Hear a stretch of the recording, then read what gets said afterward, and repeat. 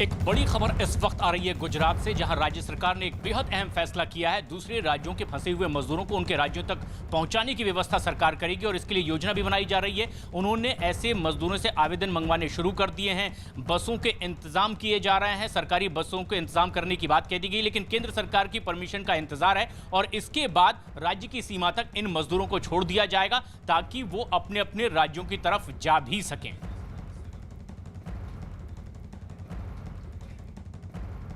आदरणीय गृह मंत्री श्री अमित भाई शाह साहब को हमने रिक्वेस्ट किया था कि यहाँ पर जो बाहर के श्रमिक वर्ग के लोग हैं वो अपने वतन जाना चाहते हैं। लॉकडाउन की वजह से अभी यहाँ पर भी इंडस्ट्री बंद है और कुछ दिन बंद रहने की संभावना है और उनके घर से भी बहुत फ़ोन आ रहे हैं। तो इसके लिए उन्होंने हमारी रिक्वेस्ट पर आदरणीय मुख्यमंत्री श्री विजय भाई रूपाणी साहब को रिक्वेस्ट किया था और उन्होंने कलेक्टर श्री को सूचना दी है कि जो अपने वाहन में अपनी व्यवस्था से जाना चाहते हैं उनको परमिट कीजिए।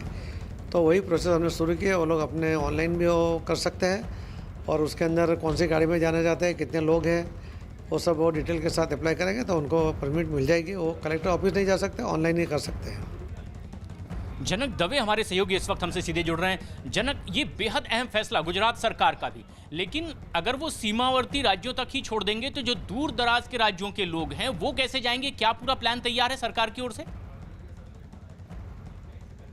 देखिए प्रशांत, जो जानकारी सामने आ रही है उसके मुताबिक सीमावर्ती इलाके, खासतौर पर मध्य प्रदेश हो, राजस्थान हो या उत्तर प्रदेश हो या फिर महाराष्ट्र हो, यहाँ के जो मजदूर श्रमजीवी परिवार है उनको अपने वतन अगर जाना है तो उसके लिए सारी व्यवस्थाएं की जा रही है।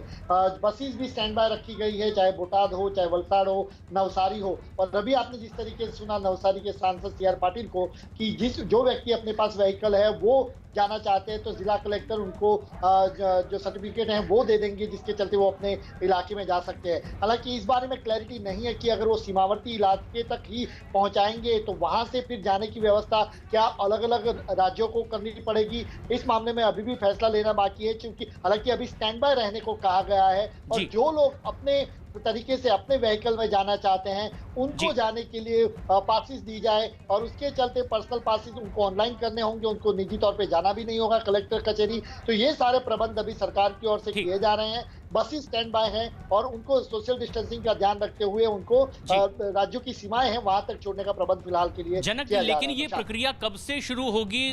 दूसरे राज्यों को इन मजदूरों को कब तक पहुंचाया जाएगा?